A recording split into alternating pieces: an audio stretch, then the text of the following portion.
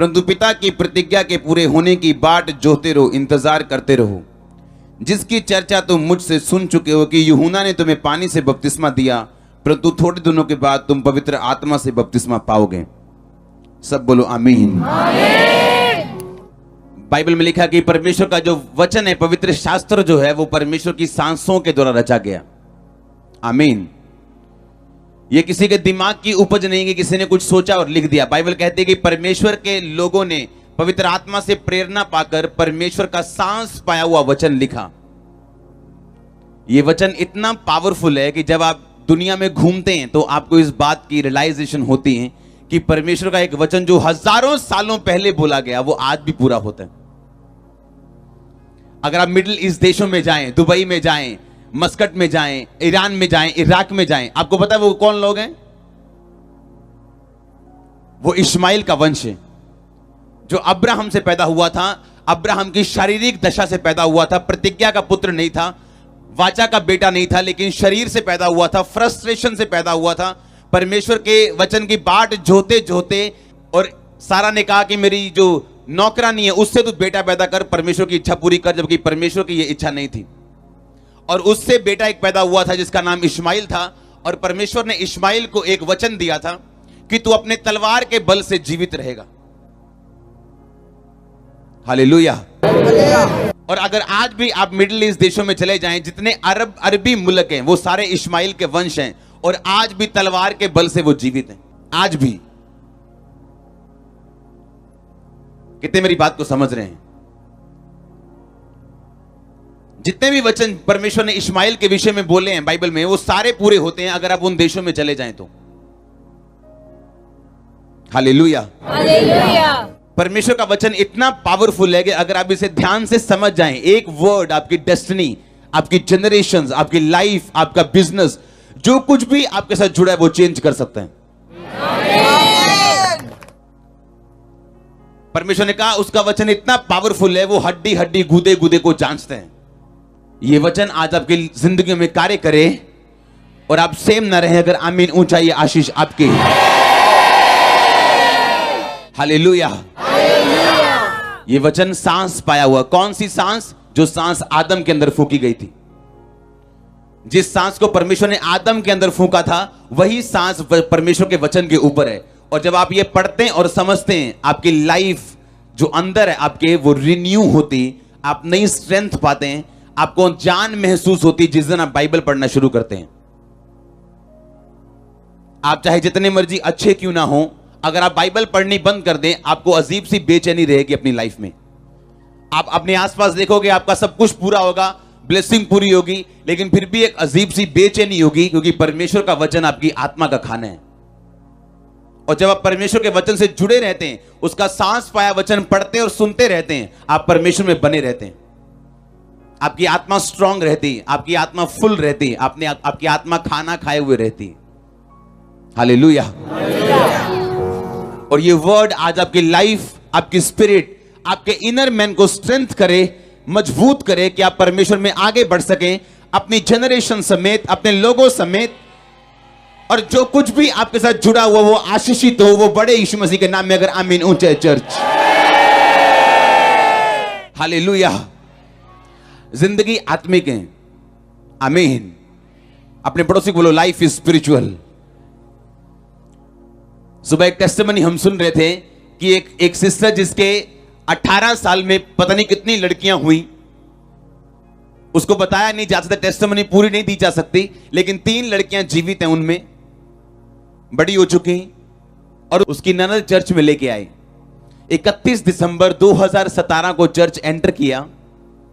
रात की मीटिंग में, जब नए साल की मीटिंग थी, उस मीटिंग के पूरे 9 महीने 9 दिन बाद 9 तारीख 9 महीना 2018 बेबी बॉय हुआ उनके। कोई शक नहीं कि परमेश्वर ने काम किया। 18 साल जो डॉक्टर नहीं कर सके, दवाइयां नहीं कर सके, तांत्रिक नहीं कर सके कि दवाई खाओ, कभी बेटा हो जाए, कभी इधर जा, कभी उधर जा। बेटियां मर गई, कुछ जीवित हैं, कुछ मर गई। लेकिन जब जैसे ही चर्च में फर्स्ट टाइम एंटर किया 2017 में, लास्ट मीटिंग 31 दिसंबर नाइट वाली, और जब मीटिंग से वापस गए तो प्रेग्नेंट थे।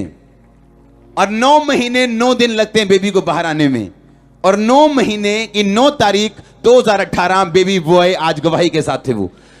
और इस गवाही से मालूम होता है कि परमेश्वर, ये गवाही सारे शक दूर करती है आपके, कि ये कैसे पॉसिबल है जो 18 साल में नहीं हुआ। 2000 सन में मैरिज हुई, और मैंने चर्च को बोला हाथ उठाओ जो लोग 18 साल से नीचे हैं। तो कितने यूथ था जो हाथ में खड़ा था कि हमारी उम्र 18-20 साल से नीचे है। आपकी जितनी उम्र हो चुकी है, उनकी शादी को उतना टाइम हो चुका था, कोई हल नहीं, कुछ कोई काम नहीं। और एक चर्च मीटिंग आप एंटर कर रहे हैं और परमेश्वर कह रहे हैं हाँ मैं ही खुदा हूं और मैं ही चेंज कर सकता हूं, मैं ही बदल सकता हूं। अगर मैंने तुझे बनाया तो तेरे पार्ट्स मेरे पास हैं, तेरा स्पेयर पार्ट मेरे पास है। आप जानते हैं इसलिए डॉक्टर्स के पास कुछ चीजों का इलाज नहीं है, डिप्रेशन का इलाज नहीं है, बीमारियों को का इलाज नहीं है, उसका इलाज परमेश्वर का लहू है। जब आप विश्वास करते हैं कि परमेश्वर का वचन ब्रीथ्ड है, उसकी सांस पाया हुआ है, तो आप उस वचन को जब सुनते हैं आप रिलीज होते हैं। क्या सुना उन्होंने जैसे मीटिंग में एंटर किया कि परमेश्वर मुझे कह रहे हैं कि 2018 आप अपनी लाइफ की सबसे बड़ी गवाही के साथ वापस आ रहे हो। आमीन बोला, घर गए तो प्रेग्नेंट थे, और बेबी बॉय जो कभी नहीं हुआ था 18 साल में। पता नहीं कितनी लड़कियां हो गई, लड़की या लड़के में परमेश्वर फर्क नहीं समझता, लेकिन अगर आपको लड़की चाहिए तो ये आपकी प्रेयर है, लड़का चाहिए तो आपकी विल है। परमेश्वर आपकी लालसा को पूरी करता, बाइबल कहती। धर्मी की लालसा को वो तृप्त करता, बाइबल कहती। मांगो तो दिया जाएगा, बाइबल कहती। तो हम कौन हो सकते रोकने वाले? अगर वो आपकी प्रेयर है तो बेटा चाहिए या बेटी चाहिए। आमीन। और 18 साल बाद, और परमेश्वर दे भी कब रहे, क्योंकि एक ह्यूमन प्रेगनेंसी, एक इंसान की प्रेगनेंसी है जो वो 9 महीने और 9 दिन की। और परमेश्वर बेबी भी कब दे रहा है? 9 तारीख 9 मंथ 2018 मीटिंग में आने के पूरे 9 महीने 9 दिन बाद बेबी बॉय आज यहां बैठा था। हालेलुया। क्या आपको इस बात से समझ नहीं आती कि क्या हो गया चर्च में एंटर करके? क्योंकि बाइबल कहती परमेश्वर का वचन 2 धारी तलवार की तरह है, वो छेदते हैं, आपकी इच्छाओं को जानते हैं, छेदते हैं आपको, हड्डी हड्डी गूदे गूदे को अलग करते हैं। आपके जो व्हाइट सेल हैं, जो बॉडी से लड़ते हैं, जो बॉडी की बीमारियों से लड़ते हैं, वो हड्डियों के गैप में बनते हैं, हड्डियों के बीच में बनते हैं। और परमेश्वर ने कहा वो हड्डी हड्डी को चीरते हैं, उसे मालूम है कहां क्या करना है। मेडिकल साइंस भी इस बात का सबूत देती है कि बाइबल ट्रू है, बाइबल सही है। आमीन। कितना आपको वचन से जुड़े रहना चाहिए। जिंदगी क्या है? आत्मिक है। क्या है जिंदगी? आत्मिक है। परमेश्वर ने कहा तुम पवित्र आत्मा की बाट जोहना, पवित्र आत्मा का इंतजार करना, क्योंकि जब पवित्र आत्मा तुम पर आएगा तो तुम सामर्थ पाओगे। हालेलुया। पिछली बड़ी मीटिंग में इस चर्च ने एंटर किया, दुनिया की ऐसी पहली चर्च जो 1 लाख मेंबर की हो चुकी है विदाउट चर्च बिल्डिंग। हां, और मेरे स्पिरिचुअल फादर ने एक दिन मेरे को बोला था 2012-11 में, जब मैंने कहा था मुझे लैंड चाहिए, मुझे जमीन चाहिए चर्च के लिए, मुझे चर्च चाहिए, उन्होंने कहा था नहीं, मसा चाहिए, बाकी चीजें अपने आप आएंगी। क्योंकि लाइफ क्या है? स्पिरिचुअल है। लाइफ क्या है? स्पिरिचुअल है। आमीन। एक औरत जिसका पति मर गया, बहुत अमीर थी, वो उस देश के प्रेसिडेंट को जानती थी। जब वो बड़ी, उसका बेटा बड़ा हुआ तो उसने कहा कि मैं अपने बेटे को अमेरिका पढ़ाऊंगी। उसका वीजा फाइल बनाई, वीजा के लिए भेजा, वीजा वाले ने रिजेक्ट कर दिया। वो गुस्सा हुई कि मैं इतनी अमीर हूं, देश में कुछ टॉप के अमीरों में उसका नाम आता था, प्रेसिडेंट के साथ उसका उठना बैठना, रिलेशनशिप यानी एक अच्छी बाप बेटी वाली ऐसा उसके साथ रिलेशनशिप थी उस देश के प्रेसिडेंट के साथ। दोबारा फाइल भेजी, रिजेक्ट कर दी। उसे गुस्सा आया, उसने प्रेसिडेंट से बात की कि मुझमें, हमारी फाइल में कोई कमी नहीं, मेरा बेटे में कोई कमी नहीं, हमारे पैसों में कोई कमी नहीं, क्यों ये अमेरिकन एम्बेसी वीजा नहीं देती? उसने लेटर लिखा प्रेसिडेंट ने कि इसको वीजा दिया जाए, ये हमारे देश का रेपुटेशन, बड़ा अच्छी रेपुटेटिव लेडी है, तो इसको वीजा मिलना चाहिए। फिर फाइल गई, फिर वीजा रिजेक्ट हो गया। सुनो हुआ क्या? ताली क्यों बजा रहे हो? आपको मालूम है हुआ क्या? उस लेडी के ऊपर एक तांत्रिक, एक नेटिव, एक गलत व्यक्ति के द्वारा शब्द घोषित किए गए थे कि तेरा वंश कभी बाहर नहीं जाएगा, या तू कभी भी सफलता नहीं देखेगी। ये उसके ऊपर वर्ड्स रिलीज किए गए थे, और उस वर्ड्स के कारण जो उसके ऊपर डाले गए थे, एम्बेसी काउंसिल कहता जब मेरे पास ये फाइल आती, पता नहीं मेरे को क्या होता है। उसको मालूम था कि बिल गेट की फाइल को रिजेक्ट करने का मतलब है कि मैं अपनी नौकरी से हाथ धोऊंगा, और वो नौकरी छोटी मोटी नहीं होती, लाखों रुपए की तनख्वाह और बड़ी तगड़ी पोस्ट होती। फिर भी वो वीजा रिजेक्ट करता गया। कारण मालूम नहीं था। कारण यह था कि उस औरत के पीछे एक कर्ज काम कर रहा था। जब आपकी लाइफ के पीछे कर्ज काम करते हैं तो दुनिया आपके खिलाफ काम करती है।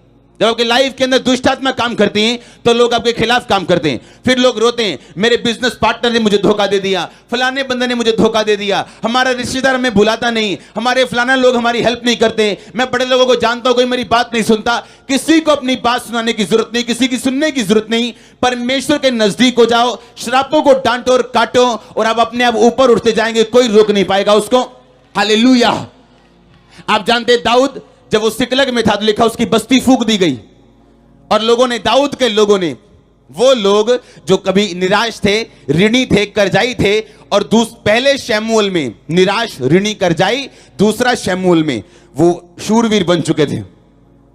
हां, और वो लोग जब दाऊद पे मुसीबत आई, पता क्या बोले? दाऊद का साथ देने के बजाय बोले कि हम दाऊद को पत्थरवा करके मार देंगे, क्योंकि दाऊद के कारण हमारे परिवार मरे हैं। आप जानते हैं जब परमेश्वर ने दाऊद को परखा तो दाऊद, लिखा उसने अपने मन में परमेश्वर का वचन सोचा, बोला और हियाव बांधा। लूका 15 में लिखा, जब उड़ाऊ पुत्र भाग गया था, और लिखा जब वो अपने आपे में आया सब कुछ गवा के, कहता आई विल अराइज, मैं खुद उठूंगा और अपने पिता के पास जाऊंगा। बाइबल कहती हर एक व्यक्ति अपना बोझ स्वयं उठाएगा।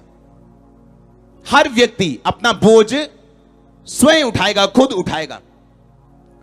बाइबल ये कहती है, जब आप ये बात समझ जाते कि लाइफ इज स्पिरिचुअल, जिंदगी क्या है? आत्मिक है, और आत्मिक तरीके के साथ चलनी। जब सिकलग बस्ती फूंक दी गई, दाऊद के लोग उसके खिलाफ हुए, और दाऊद दुश्मनों को मार के, पत्नियां बच्चों को छुड़ा के लेके आया।